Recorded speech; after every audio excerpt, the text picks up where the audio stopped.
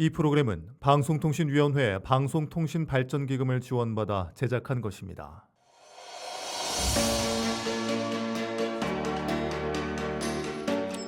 지역 MBC 8개사 공동제작 특집 지역 생존 AI 프로젝트 우리 고향 부탁해.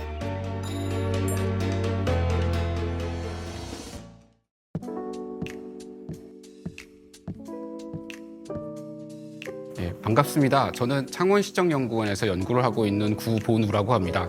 당신은 누구신가요? 안녕하세요, 구본우 박사님. 저는 AI 유리입니다. 어떤 정보가 필요하신가요? 저는 미래 일자리 문제에 대해서 관심이 많은데요.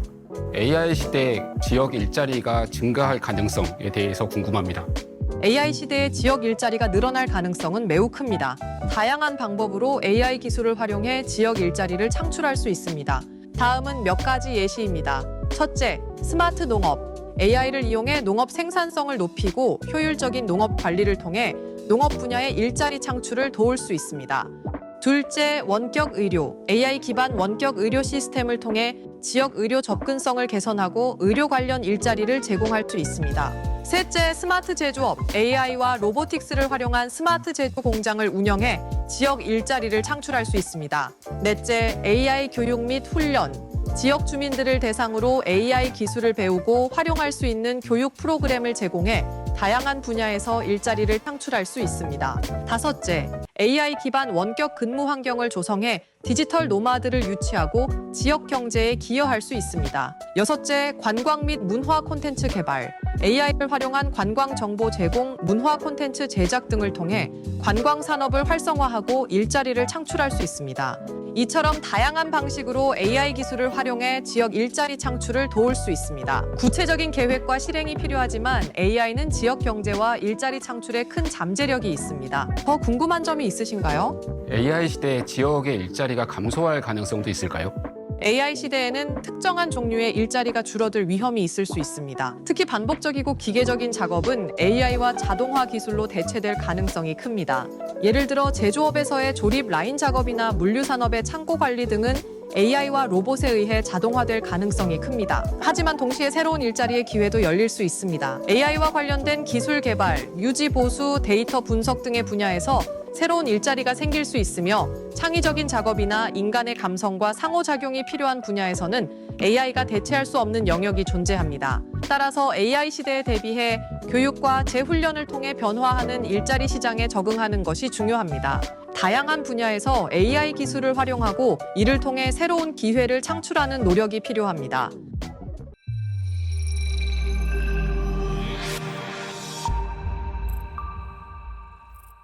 안녕하세요. 지역 생존 AI 프로젝트 우리 고향 부탁해 진행을 맡은 이승현입니다.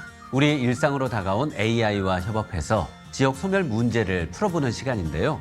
오늘은 그 세 번째 시간으로 AI 새로운 일자리를 알려줘란 제목으로 이야기를 나눠보려고 합니다. 창원시정연구원 구본우 박사와 함께합니다. 안녕하세요. 안녕하십니까. 저는 창원시정연구원에서 연구를 하고 있고요. 주로 인구정책, 사회정책 연구를 담당하고 있습니다. 네. 앞서 박사님께서 AI 아바타 유리와 대화를 직접 해보셨는데 어떠셨어요? 사실 어쩌 보면 굉장히 복잡한 질문일 수 있습니다. 근데 그런 질문들을 굉장히 짧은 시간에 다양한 주제를 섭렵해서 이렇게 명쾌하게 제시하는 걸 보면 참 놀라울 따름입니다. 약간 허무하시기도 하죠? 그래서 사실 저 같은 경우에는 그렇게 답변하려면 한두 마디 하려고 해도 한참 생각해야 될 것 같거든요. 네, 함께 오늘 대화를 나누면서 좀 풀어보면 좋을 것 같습니다. AI 시대의 일자리가 늘어날 가능성 매우 크다. AI 아바타 유리는 이렇게 답변을 했는데요. 그런데 일반적으로 이야기할 때 걱정 많이 하잖아요. 내 일자리가 없어지지 않을까. 그러니까 이런 걱정들 많이 하는데 좀 의외였어요. 이 답변은요. 네. 그러니까 AI가 대체함으로써 감소할 직군들이 있고 또 AI가 만들어낼 수 있는, 창출할 수 있는 새로운 직군들도 사실 있습니다. 그러니까 어떤 것들이 보다 좀 큰 영향을 미칠 것인지 이 사회가 좀 미리 잘 계획하고 미리 좀 잘 준비해야 될 것 같습니다. 네, 일자리의 개수만의 문제는 아닐 것 같아요. 그 일의 질도 있을 거고요. 안전도 있을 것 같은데 먼저 스마트 농업에 대해서 좀 이야기를 나눠본다면 이제 스마트팜이라든지 스마트 농업을 하면 좀 편리해지긴 할 것 같은데 그 작물 재배에 많은 노동력이 들었던 이런 건 좀 줄지 않을까 하는 생각도 좀 드는데요. 스마트팜이 계속 이렇게 확산될 거다라는 전망들이 분명히 있습니다. 예를 들면 2021년에 한국농수산식품유통공사에서 전망한 바에 따르면 그 당시 시장이 대략 한 2,700억 원 정도 됐다고 이제 예측을 하고 있고요. 그리고 한 연간 한 16% 정도는 계속 성장할 거다라고 이제 전망을 했습니다. 그러니까 아마 이제 그렇게 이제 성장을 하게 되면 이제 아마 농업 노동은 과거의 그런 전통적인 노동이라기보다는 스마트팜에서 뭐 경영과 관리를 중심으로 한 뭐 그런 모양으로 아마 많이 바뀌지 않을까 싶고요. 일 같은 경우도 아마 그에 따라서 많이 변하게 될 겁니다. 그런 경영자 관리자로서의 농민들을 좀 지원할 수 있는 뭐 데이터를 분석하기도 하고 뭐 축적하기도 하는 그런 연구직도 굉장히 농업 부문에서 늘어날 수 있을 거고요. 또 이제 컨설턴트라고 하죠. 어쨌든 경영을 여러 가지 좋은 방향으로 할 수 있도록 지원해주는 그런 업무도 아마 늘어날 겁니다. 그리고 뭐 이제 수확용 기계 같은 좀 새로운 기계들에 좀 숙련이 많이 되어 있는 그런 기술직들도 많이 늘어나게 될 거고요. 네. 대신에 전통적인 좀 단순하고 표준화된 노동들은 이제 기계로 뭐 AI로 많이 대체가 되지 않을까 그렇게 생각하고 있습니다.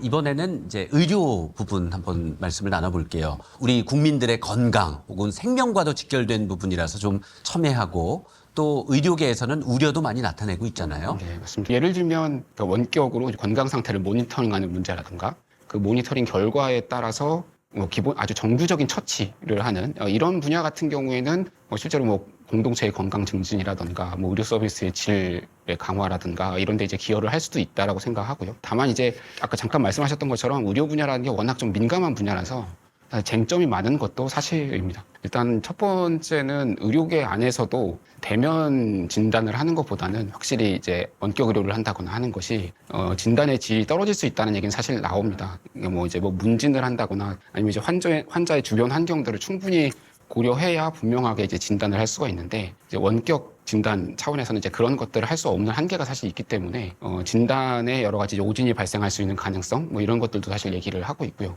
근데 여기서 이제 출발을 해서 실제로 이제 오진이 발생했을 때 그 오진에 대해서 책임을 어느 정도나 이제 부여할 것인가 이런 것도 이제 법적 제도적 쟁점이 될 수 있고요. 사실 조금 더 나아가자면 뭐 AI를 이용한 원격 진료가 더 확산되었을 경우에 AI의 이 기술적인 특성상 이 논리적인 추론 과정들을 이렇게 단계적으로 다 나눠서 설명해 주기가 사실 쉽지가 않습니다. 그러다 보니까 어떤 오진이 발생했을 때 도대체 어디서 오진이 발생했는지, 이유가 뭔지 이런 것들을 확인하기 어렵다는 것도 한 가지 좀 문제이고요. 또 한 가지는 이제 의료 데이터, 생체 정보 이걸 어떻게 다룰 것인가 이것도 사실 굉장히 중요한 문제입니다. 뭐 예를 들어 이제 2024년에 유럽 EU에서 인공지능법이라고 하는 이제 법이 통과됐는데요. 자, 기본적인 내용들은 이제 그 여러 가지 AI 시스템들을 위험 단계에 따라서 4개로 분류를 해서 그 위험 수준에 따라서 이제 규제를 하겠다라는 건데요. 그 중에 이제 생체 인식 문제, 뭐 생체 정보를 분류하는 문제, 이런 문제는 사실 대부분 이제 수용 불가능한 위험이라고 하거나 아니면 굉장히 고위험군으로 분류를 해서 굉장히 좀 강한 규제를 하고 있거든요. 네. 아무래도 이제 그렇게 되면 원격 의료가 확산되는 데는 아무래도 한계로 작용을 하겠죠. 이번에는 이제 제조업 분야를 한번 보겠습니다. 스마트 제조업.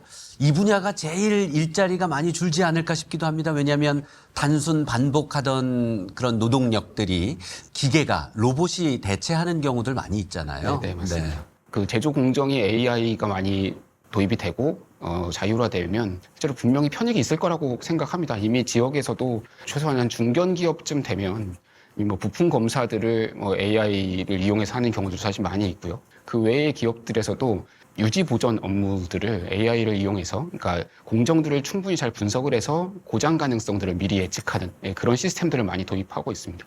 안전에 있어서는 이제 기계가 대신 해주는 부분에서 어떤 효용이랄까요? 이점이 분명히 있을 것 같아요. 네, 맞습니다. 몇 가지 그러니까 이제 검사라든가 미리 고장을 예측하는 문제라든가 그런 안전에 대해서 그러니까 표준화된 업무이지만 굉장히 위험한 업무들을 이제 대체한다거나 이런 쪽에서는 굉장히 큰 효용이 있을 거라고 생각을 하고 있습니다. 네, 다음은 이제 디지털 노마드 유치라는 AI 유리의 답변에 대해서 이야기를 좀 해볼게요. 디지털 노마드 하면 이제 원격 근무, 재택 근무 뭐 이런 거 이야기하는 건가요?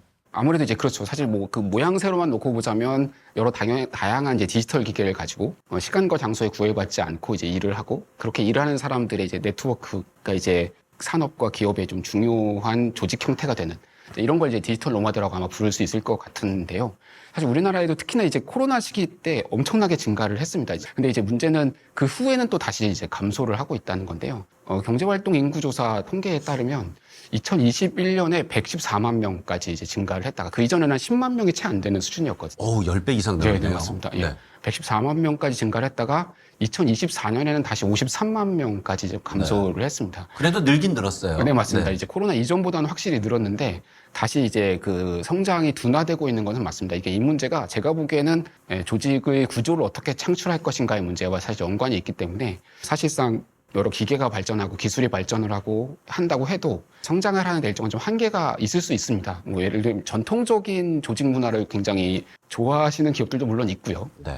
그런 전통적인 조직 문화가 아니라고 하더라도 대면 형태의 여러 가지 교류들, 인간적인 교류들이 같이 동반되어야 조직의 효율성이 늘어난다라고 네. 하는 사실 연구들도 사실 많이 있고요.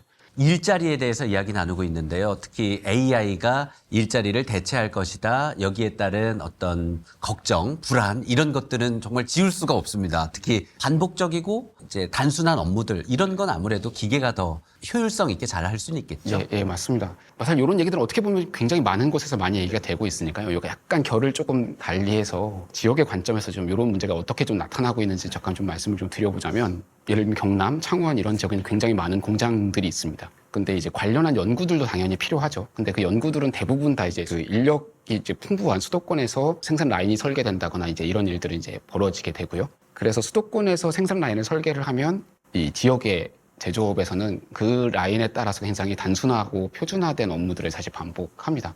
그러다 보니까 일단 먼저 일자리가 없어지기 전에 먼저 청년들이 유출되는 일들이 벌어지고요. 아무래도 이제 단순하고 표준화되고 그러다 보니까 상대적으로 노동의 가치도 낮게 평가되고 그리고 또 이제 청년이 유출됨에도 불구하고 여전히 기업들은 일이 필요하니까 노동력이 필요하니까 이제 외국인이 이제 대규모로 이제 대체를 하기 시작합니다. 그렇게 해서 공급이 부족한데도 관련한 직무들의 가치는 사실 상승을 하지 않는 사실 이게 이제 수도권과 비수도권에서 굉장히 중요한 인력의 불균형 이런 거를 만들어내는 이유가 되고 있고요.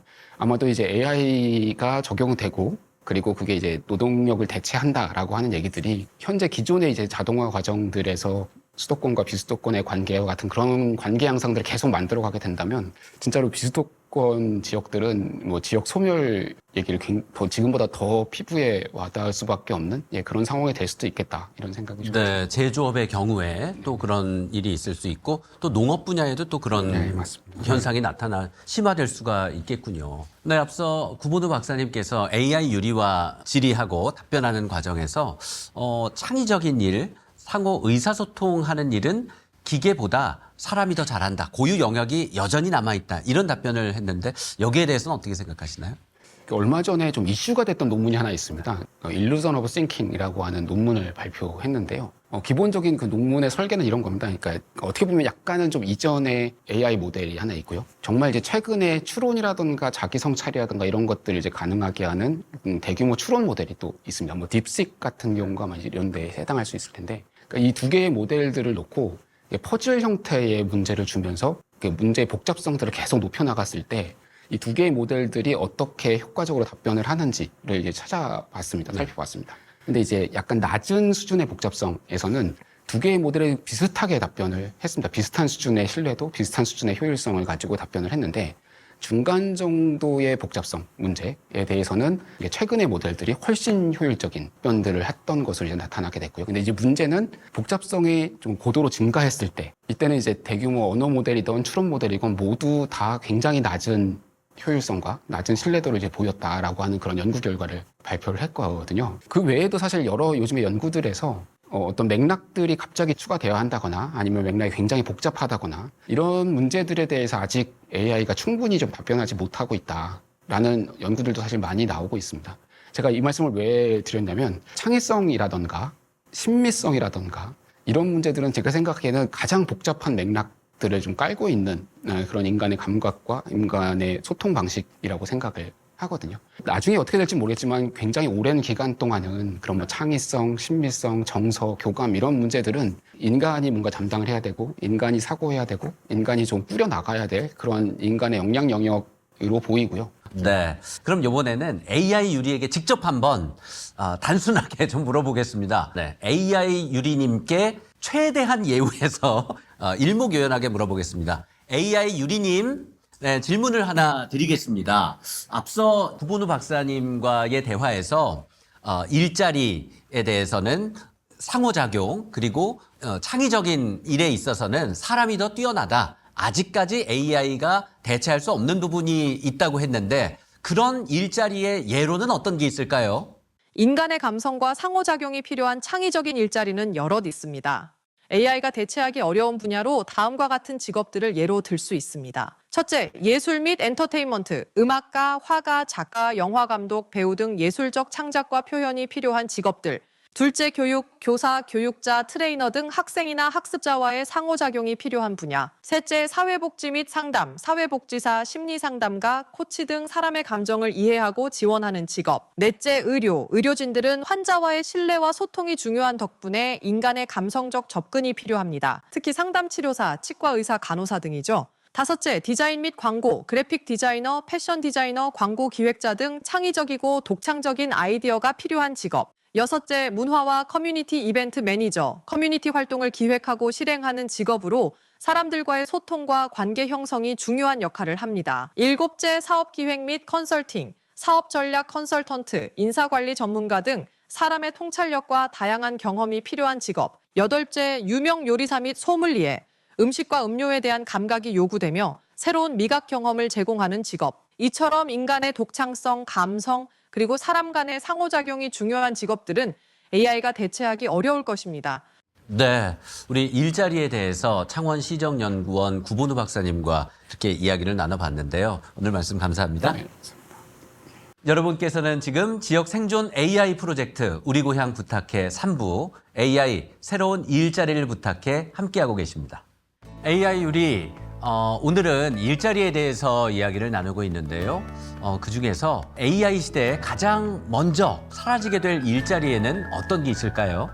AI와 자동화 기술의 발전으로 가장 먼저 사라질 가능성이 높은 직업들은 반복적이고 기계적인 작업을 주로 하는 직업들입니다. 다음은 그 예시들입니다. 첫째, 제조업 조립 라인 작업자. 단순 반복 작업을 주로 하는 제조업 조립 라인 작업자들은 자동화 로봇으로 대체될 가능성이 큽니다. 둘째, 데이터 입력권. 기계가 데이터를 자동으로 수집하고 처리할 수 있게 되면서 데이터 입력 작업자들의 역할이 줄어들 수 있습니다. 셋째, 콜센터 상담원. AI 챗봇과 자동 응답 시스템이 발전하면서 기본적인 문의사항에 대한 대응은 AI가 대신 처리할 수 있습니다. 넷째, 현금 출납원. 자동화된 계산과 결제를 도입한 캐셔리스 시스템으로 인해 현금 출납원의 수요가 감소할 것입니다. 다섯째, 회계사무원. AI와 소프트웨어가 복잡한 계정과 거래를 자동으로 처리하게 되면 기본 회계 업무를 하는 사무원들이 영향을 받을 수 있습니다. 여섯째, 검표원 및 매표원. 자동화된 검표 시스템과 온라인 티켓 예약 시스템의 도입으로 인해 감소할 가능성이 있습니다. 일곱째, 택배 및 픽업 서비스 원. 자율주행 차량과 드론 기술이 발전하면서 물품 배달 업무가 자동화될 수 있습니다. 이러한 직업들은 AI와 자동화 기술로 대체될 가능성이 높지만 새로운 기술과 역할이 필요한 분야에서 새로운 일자리와 기회도 생겨날 것입니다. 따라서 변화하는 산업 환경에 대비해 지속적인 교육과 기술 습득이 중요합니다. 더 궁금한 점이 있으신가요? 네, AI 시대에 새롭게 창출되는 직업들도 있을 텐데요. 새로운 일을 얻으려면 어떻게 해야 될까요? 새로운 일자리의 기회를 잡기 위해서는 다양한 요소들이 중요합니다. 다음은 몇 가지 주요한 사항들입니다. 첫째, 지속적인 학습과 기술 습득, 인공지능과 빅데이터, 클라우드 컴퓨팅 등 최신 기술 트렌드를 이해하고 관련 기술을 습득하는 것이 중요합니다. 온라인 학습 플랫폼이나 자격증 과정 등을 활용해 지속적으로 배우는 노력이 필요합니다. 둘째, 창의적 사고와 문제 해결 능력. 기술의 발전과 함께 요구되는 창의적 사고와 문제 해결 능력을 키우는 것이 중요합니다. 셋째, 협업과 소통 능력. 팀 내에서 효과적으로 협업하고 원활하게 소통하는 능력은 언제나 중요한 자질입니다. 다양한 사람들과의 협업 경험을 통해 이 능력을 키우세요. 넷째, 개인 브랜딩. 자신의 역량과 성과를 효과적으로 알리고 전문성을 뽐낼 수 있는 개인 브랜딩이 필요합니다. 온라인 프로필 관리, 네트워킹, 블로그 작성 등을 통해 자신을 알릴 수 있는 기회를 만드세요. 다섯째, 인공지능과 친화적인 업무 습득, 인공지능과 협업할 수 있는 업무 방식을 익히고 이를 통한 업무 효율성을 높이는 방법을 모색하세요. 인공지능 도구와 활용법을 익히는 것이 중요합니다. 여섯째, 다양한 경험 쌓기. 다양한 산업과 분야에서 경험을 쌓아 자신의 스킬셋을 넓혀가는 것이 필요합니다. 인턴십, 자원봉사, 프로젝트 참여 등을 통해 실무 경험을 쌓으세요. 일곱째, 적응력과 유연성. 빠르게 변화하는 기술 환경에 적응하고 필요에 따라 새로운 역할을 수행할 수 있는 유연성을 가지는 것이 중요합니다. 변화에 대해 긍정적인 태도를 유지하세요. 이러한 요소들을 통해 새로운 일자리 기회를 잡고 지속적으로 성장할 수 있을 것입니다. 네, 새로운 일자리를 얻기 위해서 준비할 내용들이 참 많은 것 같은데요. 부지런히 배우고 습득을 해야 될 것 같습니다. 변화하는 산업 환경에 대비해 지속적인 교육과 기술 습득이 중요하다는데요. 우리 사회가 이에 충분한 대비를 하고 있는 걸까요? 이번에는 지역 일자리 대체 위협 지수로 본 인공지능의 광역시도별 노동시장 파급 효과 분석이라는 논문을 발표한 고려대학교 구교준 교수와 AI 유리와의 인터뷰를 진행해 보겠습니다. 질문은 인공지능이 직접 선별한 질문으로 진행해 보겠습니다. 구교준 교수님, 안녕하십니까? 네, 안녕하세요. 저는 고려대학교 행정학과의 구교준 교수라고 합니다. 연구 결과가 궁금합니다. 일자리 위험 지수가 높은 지역, 구체적으로 제시가 됐나요? 저희 그 연구 결과에서 나타난 상위 지역은 강원하고 제주 지역이거든요. 근데 이제 강원하고 제주 지역이 그렇게 그 일자리 위협이 높은 가장 큰 이유는 인공지능에 의해서 대체 압력이 많은 직업들이 거기 있기 때문에 그래요. 근데 이제 그 직업들을 잘 살펴보면 이 지역의 산업 구조하고 좀 연결이 되거든요. 이 지역이 다들 아시다시피 청정 지역이다 보니까 관광 산업이 굉장히 발달이 되어 있습니다. 그래서 관광 산업에 종사하는 사람들이 굉장히 많이 있는데 그분들이 가장 대체 위협에 많이 노출된 분들이세요. 그러다 보니까 그 지역의 대체 위협이 높은 걸로 나타났습니다. 네, 좀 의외이기도 합니다. 오히려 이런 청정 지역에서 사람을 대상으로 하는 이런 서비스업, 관광업은 AI가 대체하기 어렵지 않을까라는 생각도 얼핏 들기도 하는데, 네, 이제 좀 전문적인 질문이 좀 필요할 것 같아서요. 이 부분은 AI 유리가 저보다 더 잘할 것 같습니다. AI 유리가 직접 교수님께 분석적인 질문을, 날카로운 질문을 드릴 텐데요. 네, 한번 AI 유리와 대화를 나눠보시죠. 구교준 교수의 지역 일자리 대체 위협 지수로 본 인공지능의 광역 시도별 노동시장 파급 효과라는 논문에서 말하는 일자리 대체 위협 지수의 의미는 무엇인가요? 또한 강원과 제주 지역이 일자리 대체 위협 지수가 가장 높은 이유가 뭔지 궁금합니다. 아까 말씀드렸던 것처럼 강원과 제주 지역이 높았던 이유는 그 지역에 종사하는 사람들이 대체 위협에 많이 노출돼 있는 관광 직종에 종사하는 분들이었기 때문이고요. 일자리 대체 위협 지수의 의미를 조금 더 말씀을 드리면 이게 도출되는 과정이 약간 복잡하긴 한데 최대한 초라하게 말씀을 드리면 일단 저희가 사용한 기본적인 데이터는 미국의 오넷이라고 하는 데이터예요. 이 데이터가 한 1000개 정도 되는 직종들을 모두 담고 있는 굉장히 아주 자세한 데이터거든요. 그 안에는 개별 직종별로 어떤 기술이나 역량이 얼만큼 필요한지가 담겨 있습니다. 그래서 이 기초가 되는 데이터를 바탕으로 해서 거기 한 1000여 개가 되어 있는데 이걸 우리나라에 적용하기 위해서 우리나라의 데이터베이스하고 일단 접목을 시켰고요. 그 과정에서 한 153개 직종을 뽑아냈어요. 그게 1단계고요. 2단계에는 각각 직종별로 어떤 기술과 역량이 필요한지 저희가 한 87개 기술과 역량을 살펴봤거든요. 그 문항을 통해서 인공지능과 로봇 기술이 활성화됐을 때 각각의 기술과 역량을 얼만큼 대체할 수 있을지를 전문가들을 대상으로 해서 설문을 했습니다. 그래서 그 두 단계를 합쳤고요. 이게 두 단계가 합쳐지면 이제 어떤 모양을 보실 수 있냐 하면 A라는 직종에 X라고 하는 기술이 있을 때, 필요할 때 그 기술을 얼만큼 로봇 기술과 인공지능 기술이 대체할 수 있는지를 볼 수 있고 이게 87개가 있다고 했으니까 그거를 다 종합하는 거예요. 그렇게 되면 어떤 그 결과가 나오냐 하면 A라는 직종에 요구되는 87개의 기술과 역량이 로봇 기술과 인공지능 기술에 의해서 얼마만큼 대체할 수 있을까를 0과 1 사이의 지수로 표현을 할 수 있게 됩니다. 약간의 통계적인 절차를 거쳐서요. 저희가 그거를 대체 위협 지수라고 불렀고요. 이제 그걸 바탕으로 해서 분석을 한 겁니다. 교수님 논문에서 강원, 제주, 경북 등 이 지역이 고위험군으로 분석이 되고 있습니다. 그렇다면 이들 지역에 특화된 정책은 어떤 방향으로 기획이 되어야 할까요? 제가 생각하기에는 일반적인 재교육 프로그램으로 접근을 하면 안 될 것 같고요. 가장 많이 집중적으로 일자리를 잃어버리는 직종을 대상으로 한 프로그램이 되어야 할 것 같거든요. 저희는 이제 그런 프로그램을 저희 연구팀에서는 커리어 레더 프로그램이라고 얘기를 하는데요. 조금 자세하게 말씀을 드리면 대체 가능성이 굉장히 높은 직종들이 있어요. 근데 대체 가능성이 상대적으로 낮지만 비슷한 기술과 역량을 활용하는 직종이 있습니다. 그러면 그 두 직종을 매칭하는 거예요. 그렇게 되면 매칭해서 보면 대체 가능성이 높은 직종하고 낮은 직종 간의 기술과 역량 사이에 갭이 존재하는 걸 볼 수 있거든요. 그러면 그 갭을 구체적인 교육 프로그램으로 채워준다는 의미입니다. 구체적으로 어떤 일자리 새로운 직종이 육성돼야 하나요? 조금 구체적으로 말씀을 드리면 예를 들어서 이제 강원도의 대체 가능성이 높은 직업군을 보면 이런 것들이 있어요. 경영 관련 사무원, 회계 격리 사무원, 고객 상담 및 서비스 종사자, 각종 판매 종사자, 검표원 이런 분들이 포함이 되거든요. 이런 분들한테 요구되는 역량하고 기술을 유사하게 쓰면서 상대적으로 대체 가능성이 낮은 직종을 또 살펴보면은요. 통계 관련 사무원, 경찰 소방 관련 종사자, 돌봄 및 보건 서비스 종사자, 자동차 정비원, 전기공, 정보통신기기 기술자 뭐 이런 식으로 구분이 됩니다.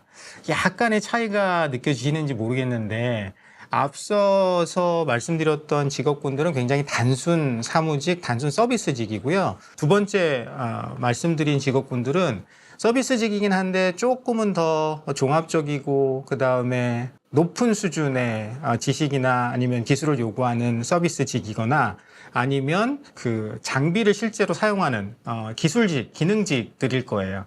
그러면 이렇게 단순 서비스직에서 종합적인 서비스직이나 아니면 기능직으로 옮겨가기 위해서는 어떤 기술과 역량이 필요한지를 아까 말씀드렸던 방식으로 그걸 찾고 그다음에 그 갭을 채워줄 수 있는 프로그램엔 어떤 것들이 있는지 그런 프로그램들을 개발을 하는 방식으로 진행이 되는 것이 좋지 않을까 하는 생각을 하고 있습니다. 네, AI 유리가 묻고 구교준 교수님께서 지금 답변을 해주고 계십니다. 지방 소멸의 핵심은 청년의 이탈입니다. 교수님께서 조금 전에 말씀하신 대로 AI로 인해서 단순직이 사라지고 또 기능직 같은 고숙련 일자리가 늘어날 때 지방이 그 기회를 잡을 수 있을 텐데 그 기회를 잡으려면 어떤 조건들이 갖춰져야 할까요? 살기 좋은 지역을 만드는 게 정주 환경이 좋은 지역을 만드는 게 가장 중요한 조건이 아닌가 싶어요. 이제 이거는 두 가지의 효과가 있다고 보는데요. 하나는 이렇게 원격으로 일할 분들이 올 수 있게 하는 거가 또 하나가 있고 그렇게 살기 좋은 환경 자체는 정주 인구뿐만 아니라 방문 인구도 높일 거거든요. 이제 그런 식의 두 가지 효과를 기대하면서 주거 환경, 주거 인프라, 그 다음에 문화 인프라 같은 것이 필요한데 여기서 제일 중요한 것 중에 하나는 주거 인프라나 문화 인프라를 업그레이드 한다 그래서 수도권을 따라하려고 하면 안 됩니다. 그게 수도권을 따라하려고 하면 사실 아파트 지어서 수도권 따라한다. 강남하고 경쟁이 안 되잖아요. 이제 그런 식의 접근은 힘들 거고요. 지역이 가지고 있는 고유한 문화나 아니면 역사, 이런 특징들을 최대한 활용할 수 있는 고유의 컨텐츠를 기반으로 한 개발이 필요할 거라고 봐요. 기술 도입은 대도시 중심으로 확산되고 있잖아요. 기술 발전이 오히려 지방 격차를 더 심화시키지 않도록 하기 위해서는 어떤 방법이 필요하다고 생각하시나요? 그럴 가능성은 언제든지 존재를 하고 굉장히 크다고 생각이 되는데 그나마 생각해 볼 수 있는 몇 가지 대안은 우선 첫 번째는 지역의 중소도시를 인공지능이나 기타 기술을 활용할 수 있는 공간으로 만들어주는 거를 생각해 볼 수 있을 것 같아요. 이 서울은 워낙에 복잡하고 규제도 많고 비용도 많이 들기 때문에 조금 더 자유롭게 그리고 낮은 비용에서 새로운 기술을 테스트할 수 있는 테스트베드를 만들어서 제공을 해주는 거죠. 이런 면에서는 중소도시가 아마도 수도권보다는 강점이 있을 거라는 생각이 들고요. 그 다음에 또 다른 한 가지 대안은 인공지능을 활용해서 지역에서 직면하고 있는 문제들을 해결해주는 뭐 그런 것들을 생각해 볼 수 있을 것 같은데요. 예를 들면 이제 고령화가 심한 농촌에서 원격 기술이나 아니면 로봇 기술을 활용한 돌봄 서비스 같은 것을 제공을 한다든가 개발해서 제공을 한다든가 아니면 인공지능하고 드론 기술을 결합을 해서 농업에 활용하는 것들을 생각해 볼 수 있을 것 같습니다. 이번 연구를 기반으로 향후 지역 소멸 대응을 위한 데이터 기반 정책 또는 후속 연구 계획이 있으신지요? 앞서서 말씀드렸던 커리어 레더 분석은 지금 지역별로 적용을 하는 것을 진행을 하고 있고요. 이제 그거 이외에 인공지능 시대가 가져오는 추가적인 변화들을 우리가 생각해 볼 수 있는데 일자리에 관한 거를 일단 우선적으로 생각을 해보면 인공지능이 가져오는 이제 미래 시대는 두 가지 시나리오로 우리가 생각해 볼 수 있는데 유토피아적인 시나리오와 디스토피아적인 시나리오를 흔히 할 수 있다고 사람들이 얘기를 하는데요. 유토피아적인 시나리오에서는 우리가 일을 생각을 해보면 분명히 사람들은 일을 안 하거나 아니면 훨씬 적게 할 겁니다. 그렇다 그러면 일을 안 하는 세상 혹은 일을 훨씬 적게 하는 세상에서 과연 일이 인간에게 어떤 의미를 줄 것인가, 일의 의미에 대한 고찰이 좀 필요하다고 생각이 되고요. 또 다른 측면에서는 인간 관계에 관한 건데요. 우리는 이제 인간관계를 얘기할 때 지금까지는 사람과 사람 간의 관계에 대해서만 얘기를 했거든요. 근데 여기에 하나가 더 들어오는 겁니다. 인공지능 혹은 로봇이 들어오는 거죠. 실제로 이제 최근에 보면 이 로봇 기술을 활용을 해서 돌봄 서비스를 제공하거나 아니면 상담 서비스를 제공하거나 하는 케이스들이 늘고 있거든요. 이건 인공지능이 사람 간의 관계에 들어와서 우리들의 관계가 더 복잡해진다는 의미가 되고요. 실제로 인간이 살아가는데 혹은 사람이 살아가는데 그 웰빙에 혹은 행복에 가장 중요한 영향을 끼치는 거 두 가지를 꼽으라 그러면 보통 학자들은 일과 그다음에 관계를 얘기하거든요. 근데 일과 관계의 의미가 이렇게 인공지능이 들어오면서 급격하게 미래에 바뀐다 그러면 미래의 일은 우리에게 무엇인가 혹은 관계는 무엇인가에 대한 연구가 지금쯤 시작을 해야지만 되지 않을까 하는 생각을 하고 있습니다. 그리고 하려고 계획을 하고 있고요. 네, 지금까지 AI 유리가 질문 드리고 그리고 구교준 교수님께서 답변하는 시간을 가져봤습니다. 저희 프로그램의 가장 핵심적인 질문 한 가지가 빠졌네요. 제가 한번 질문 드리겠습니다. 지역 소멸, 인구 감소 시대에 인공지능이 해법이 될 수 있을까요? 쉽지는 않을 겁니다. 하지만 부분적인 해법은 될 수 있을 거라고 생각을 합니다. 네, AI 유리가 짧은 기간이지만 정말 방대한 양을 학습해서 공부가 많이 돼 있습니다. 평소에 궁금하셨던 부분이 있다면 AI 유리에게 도움을 한번 정해보시죠. 미래 시대에 인공지능이 인간 관계 안으로 들어오게 되면 인간관계가 어떻게 변화가 될 것이고 그리고 인간과 인공지능의 관계 속에서 인간이 느끼는 행복감이나 웰빙에는 어떤 변화와 영향을 미칠 수 있을지 한번 얘기를 듣고 싶어요. 어떻게 생각해요? 인공지능이 인간관계에 들어오면서 여러 가지 변화를 가져올 수 있을 것 같습니다. 먼저 인공지능은 사람들 간의 소통을 돕고 더 원활한 관계 형성을 지원할 수 있습니다. 예를 들어 AI 기반의 소셜 네트워킹 서비스는 사람들 간의 연결을 더 쉽게 하고 관심사나 취향에 맞는 새로운 사람들과의 만남을 촉진할 수 있죠. 또한 인공지능은 개인별 맞춤형 서비스와 지원을 제공하여 사람들의 생활을 더 편리하고 즐겁게 만들 수 있습니다. 이는 스트레스를 줄이고 더 풍요로운 삶을 누릴 수 있도록 도울 수 있죠. 하지만 인공지능이 인간관계에 미치는 영향에 대한 우려도 존재합니다. 특히 인공지능을 통해 상호작용하는 시간이 늘어나면서 인간 간의 직접적인 소통이 줄어들 수 있고 이는 감정 연결이나 공감 능력 감소로 이어질 수도 있다는 걱정도 있습니다. 결국 인공지능의 도입은 사람들에게 맞춤형 편익과 더 많은 연결 기회를 제공하는 한편 인간 간의 상호작용 방식에도 변화를 가져올 것입니다. 어떻게 활용하느냐에 따라 긍정적이거나 부정적인 영향을 미칠 수 있으므로 균형을 맞추는 것이 중요합니다.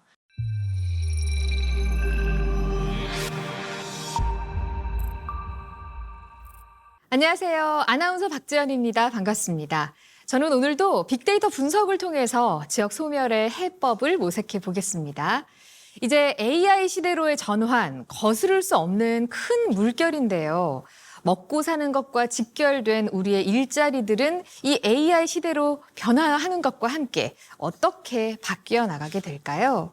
인공지능 기반의 비정형 빅데이터 분석을 통해서 AI 시대의 새로운 일자리와 관련된 다양한 키워드를 분석해 보겠습니다. 먼저 검색창에 일자리라는 단어를 넣어 보겠습니다. 주제 구성이 나와 있는데요. 바로 토픽입니다. 우리가 토픽 분석을 해볼 텐데요. 가장 크게 차지하고 있는 부분은 지자체이죠. 두 번째로 보이시는 부분 교육 파트, 세 번째 정부, 네 번째 금융금리, 다섯 번째가 공기업으로 나타나고 있습니다. 이쪽에 순서가 나타나 있는데요. 지자체에서 어떤 주제들이 매칭이 되어 있기에 가장 큰 포션을 차지하고 있는지 한번 들어가서 검색을 해보겠습니다. 지자체에 들어가 보시면요. 가장 먼저 데이터 목록에 제주도가 보이시는데요. 인공지능 취업 준비 프로그램이 무료로 운영이 되고 있습니다. 제주 지자체에서 취업을 하는 사람들을 위해서 AI를 활용하고 있다는 뜻이죠. 두 번째 당진시 뉴스도 보시면 미취업자 100명을 모집하는데 AI 취업 지원이 추진되고 있습니다. 지자체들이 열심히 AI를 활용해서 청년들의 취업을 준비하고 있다는 것을 보실 수가 있고요. 이번에는 연관어들을 살펴보겠습니다. 연관어에서 가장 크게 눈에 띄는 단어는 역시 일자리, 다음은 취업, 청년, 교육, 구직, 또 채용, 기업, 청년 취업사관학교가 맨 아래 보이시죠? 다양한 지자체에서의 어떤 활동들, 청년들을 위해서 또 지역 발전을 위해서 AI를 활용하려고 노력하는 것들이 이 연관 검색어를 통해서 드러나는 부분들이 아닐까 싶습니다. 아까 두 번째 교육 분야 한번 다시 가보시겠습니다. 교육에서는 어떤 내용들이 또 연결이 되어 있기에 이렇게 많은 내용들이 매칭이 되어 있는지 들어가 보시죠. 우선 데이터 목록 보시면요. 오산시 뉴스가 가장 먼저 떠 있네요. 오산시에서는 AI 마이스터 고등학교를 육성한다는 내용이고요. 그 아래도 군포시에서는 신중년을 위해서 재취업 프로그램을 AI 활용을 통해서 진행하고 있다는 내용이었습니다. 연관 검색어 함께 보실 텐데요. 연관 검색어 역시 취업이 가장 크게 떠 있고요. 일자리, 교육, 또 자격증, 면접, 사회, 데이터 이런 다양한 취업과 관련된 단어들이 나오고 있습니다. 이 AI 시대에 또 가장 궁금해하실 부분이 바로 사라지는 일자리와 새롭게 생겨날 일자리들이 아닐까 싶습니다. 이 두 가지 키워드를 놓고 네트워크 차트 분석을 한번 해보겠습니다. 검색을 한번 해보면요. 양쪽에 각 단어들에 연결되어 있는 키워드들이 보이고 있습니다. 가운데 부분에는 사라지는 일자리나 새로운 일자리에나 모두 다 검색이 연결되어 있는 단어들이고요. 우선 사라지는 일자리 독창적으로 이제 나타나는 단어들 보시면 생산직 보이시죠? 계산원, 운전기사, 상담가, 그리고 번역가, 교사, 사무직, 기자, 예술가 같은 직업들이 나타나고 있습니다. 새로운 일자리로는 어떤 단어들이 연결되어 있나요? 데이터 과학자, 데이터 사이언티스트, 크리에이터, 제작자, 프리랜서, 최고 경영 책임자, 설계자, 분석가 등이 나타나고 있습니다. 보시면 코디네이터라든지 큐레이터 같은 직업들도 보이시죠? 맞춤형으로 사람들에게 무언가를 제시해 줄 수 있는 그런 분야들도 새로운 기회가 될 수가 있지 않을까 싶습니다. 빅데이터로 살펴본 AI 시대의 일자리 분석이었습니다. 현재까지는 이 변화하는 시대 흐름에 맞춰서 지자체를 중심으로 AI를 활용한 취업 교육이 활발해지고 있는 것을 확인할 수 있었고요. 또 앞으로의 일자리들은 원격의 거리에서 창의성과 감성을 바탕으로 사람들에게 맞춤형 제안을 해줄 수 있는 그런 직업들이 새롭게 등장하고 각광받을 수 있을 거라는 점을 엿볼 수 있었네요. 지금까지 빅데이터 분석 박지연이었습니다. 박지현 아나운서의 빅데이터 분석이었습니다. 이번에는 AI 시대 일자리 관련 다양한 이야기 함께하겠습니다. 오상진 인공지능 산업 융합 사업단장입니다. 네, 지역 소멸에서 가장 중요한 요체라면 역시 일자리라고 생각합니다. 일자리가 많이 있으면 지역 경기가 부흥할 테고요. 그렇지 않으면 반대 현상이 나타날 수 있는데요. 그런 측면에서 저희가 인공지능이 중요한 어떤 검토의 대상이 된다고 보는데요. 인공지능은 그 자체가 미래 산업입니다. 좋은 일자리를 만들 수 있는 미래 산업이고 또 한편으로는 기존에 있는 많은 산업들이 있지 않습니까? 많은 산업들의 효율성을 높일 수 있는 중요한 산업의 구성 요소가 되거든요. 따라서 아마 가까운 장래에는 대부분의 일터나 또는 사무하는 직장에서 대부분이 인공지능에 관련된 관리자가 필요할 테고 또 데이터에 대한 관련된 전문가가 필요한 그런 상황이 될 텐데요. 그런 좋은 일자리를 장래에 만든다는 측면에서 미리 준비하는 그런 모습이 필요한 시기라고 생각합니다. 윤정호 하이로컬 대표입니다. 저희가 서비스하고 있는 산업 현장에는 당장 AI가 막 깊숙하게 침투해가지고 일자리를 변화시키고 있다고 느끼지는 않고요. 아직 이제 로봇이 완전히 대체하지 않는 이상은 큰 영향은 없다고 보고 있습니다. 하지만 한국어를 교육해주거나 한국어로 직무 설명, 안전교육 설명을 해줄 때만큼은 이 AI 튜터와 실시간 통번역기가 대신 해주기 때문에 훨씬 시간과 비용을 절감하고 있습니다. 이지욱 버넥트 부장입니다. 이 부분 관련의 기술에서는 아직 최첨단 기술이다 보니까 많은 연구와 이제 시행착오를 계속 해야 되기 때문에 아마 더 많은 인원들을 고용하고 같이 일해야 될 것 같습니다. SOS랩 정지성 대표입니다. 제가 말씀드리고 싶은 거는 그러니까 지금 어떤 젊은 친구들, 청년 스타트업 대표님들이나 아니면 이제 창업을 준비하시고 아니면 내가 스타트업을 정말 가도 되나?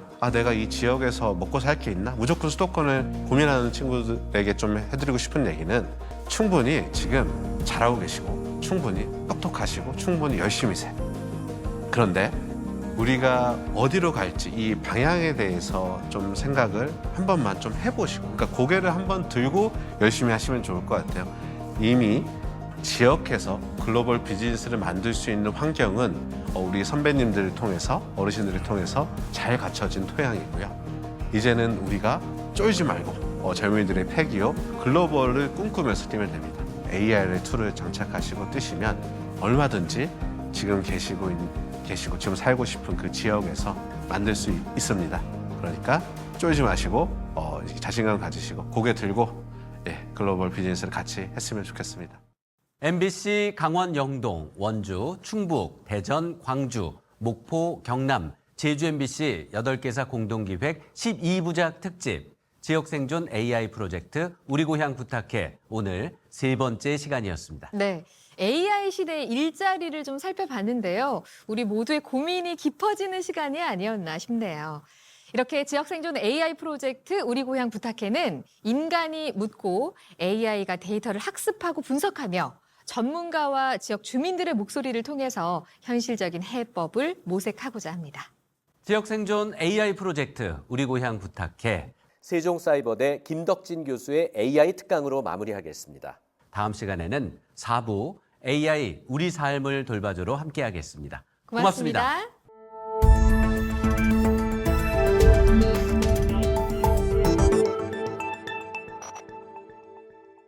여러분께 오늘은 한 가지 묻고 싶은데요.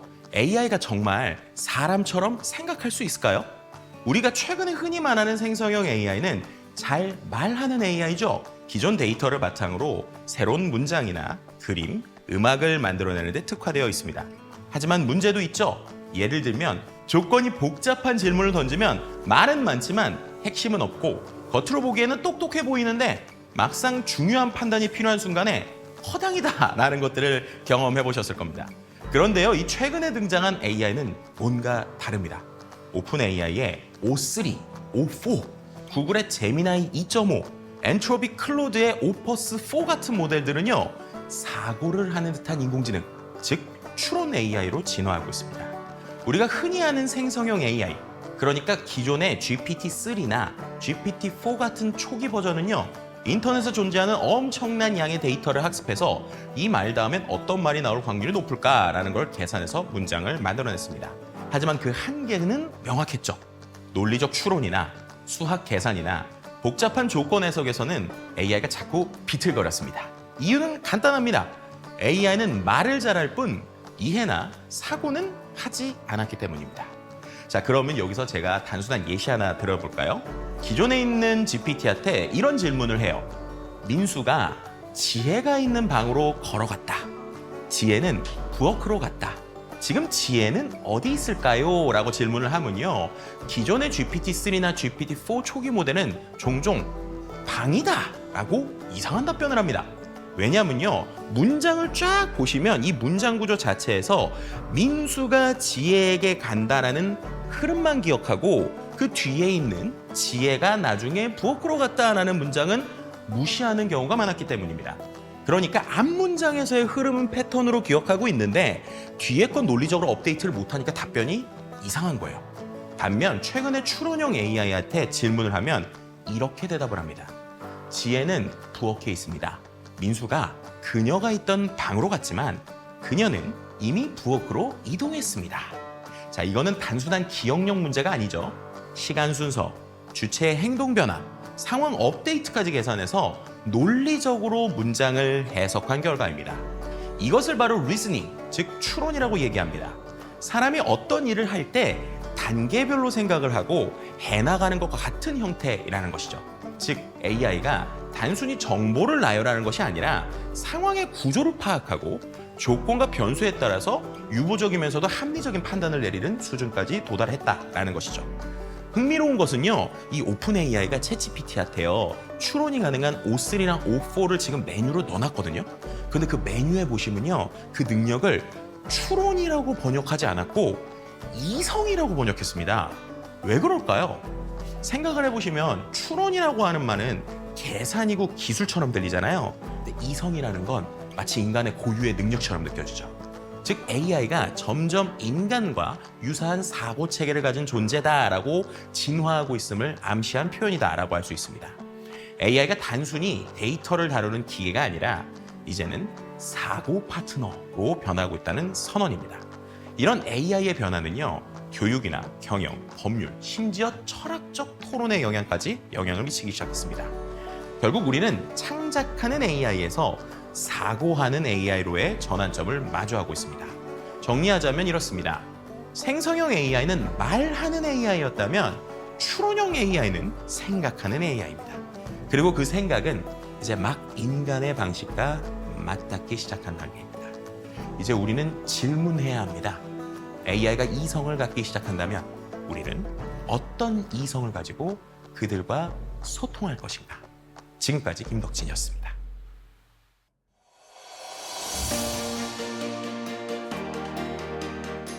지역 MBC 8개사 공동 제작 특집 지역 생존 AI 프로젝트 우리 고향 부탁해. 지금까지 전체 구성 이종열, 황영은, 연출 MBC 강원영동 민기원, 원주 MBC 박지현, MBC 충북 구본상, 대전 MBC 임세형, 광주 MBC 김규빈, 목포 MBC 임사랑, MBC 경남 백유희, 제주 MBC 직원복, 공동 연출과 진행의 동서울대 이승현, 기술 지원의 이스트소프트, UNAI였습니다. 청취해주신 여러분 고맙습니다. 이 프로그램은 방송통신위원회의 방송통신발전기금을 지원받아 제작한 것입니다.